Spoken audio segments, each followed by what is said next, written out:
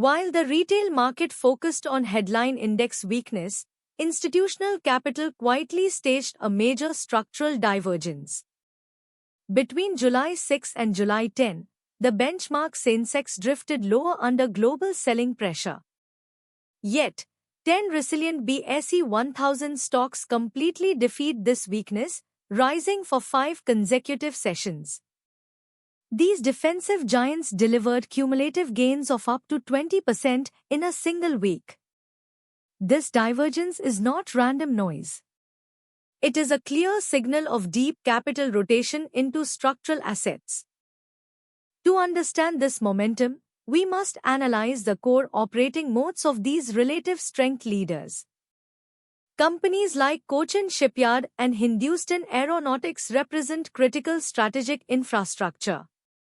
They do not rely on discretionary consumer spending cycles. Instead, their business models are anchored by long-term sovereign order books. These assets function as vital execution partners for national defense and heavy industrial transition. This unique asset orientation shields them from sudden macroeconomic shocks. What makes these businesses structurally insulated is their high barrier to entry. Developing advanced industrial systems requires decades of capital expenditure and specialized engineering talent. Cochin Shipyard, for example, possesses dry docks capable of handling massive national defense vessels. This is a physical and regulatory moat that cannot be replicated by private entrants overnight.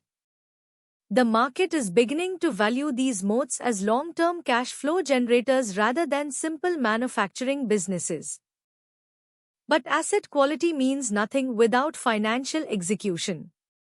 When we look at the latest quarterly filings, the underlying financial health of these leaders becomes clear. We are seeing a major shift in revenue recognition cycles.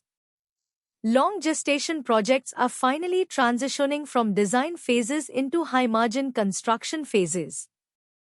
This transition has triggered sudden top-line acceleration.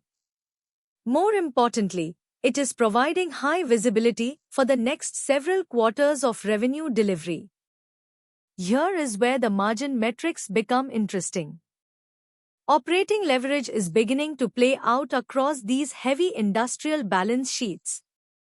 As fixed costs are absorbed over larger order values, operating margins are expanding. For instance, Mazagon Dock has demonstrated a significant reduction in working capital intensity. This improvement in working capital cycles directly frees up operating cash. This cash can then be utilized to fund self-sustaining capital expenditure. The next signal comes from management's capital allocation and execution strategy. Corporate leaders across the defense and heavy engineering space are shifting focus toward execution speed. They are actively investing in artificial intelligence design and automated manufacturing processes. Management commentary from Cochin Shipyard suggests a structural shift away from purely domestic fabrication.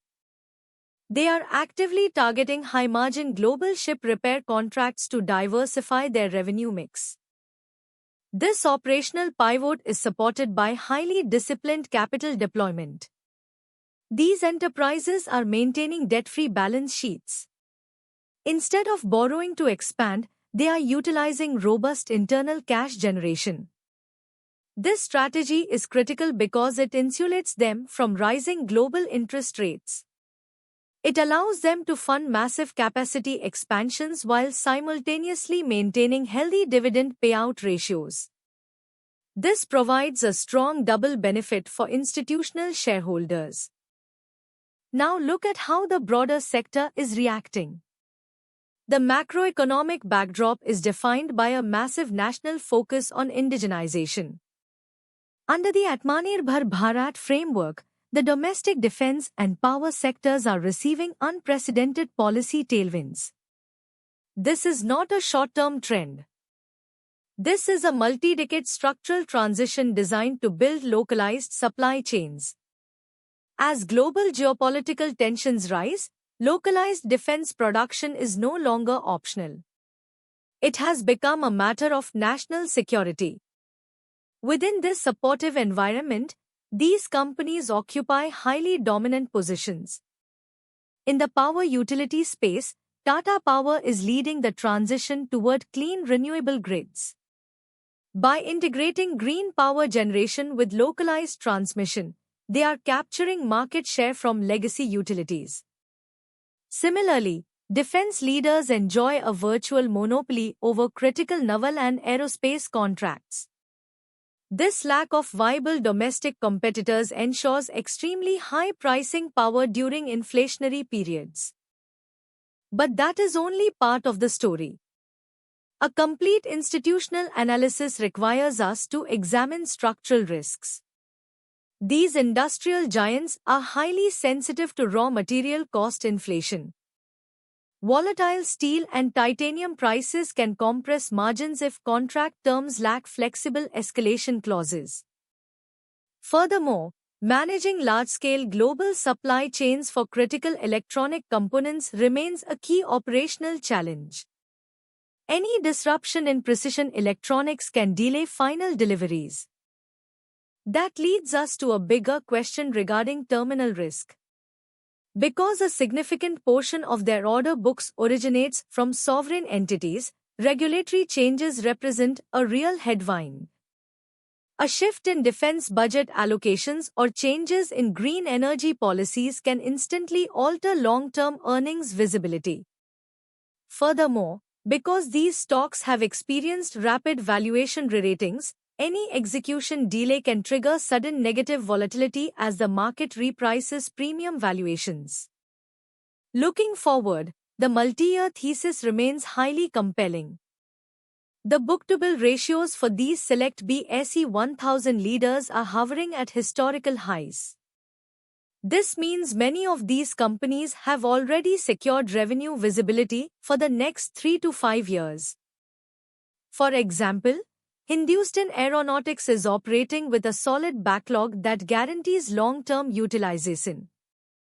This predictable cash flow generation provides a highly effective cushion during times of broader market volatility.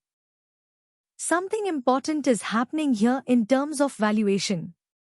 The market is transitioning from valuing these as cyclical industrial companies to treating them as structural growth utilities. This shift justifies their premium multiples in the near term. However, long-term investors must remain disciplined. When buying into these strong rallies, tracking execution milestones is critical to ensure that real earnings growth matches the accelerating stock price. Let's perform a tactical review of these dynamics. From a portfolio perspective, selected assets like Cochin Shipyard and Tata Power remain on our breakout watch.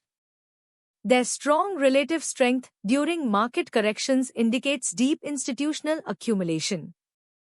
However, for positions that have rallied over 80% in a short window, a selective trim consideration may be appropriate to lock in gains and manage sector concentration risks. As institutional capital continues to rotate, staying aligned with structural momentum is key.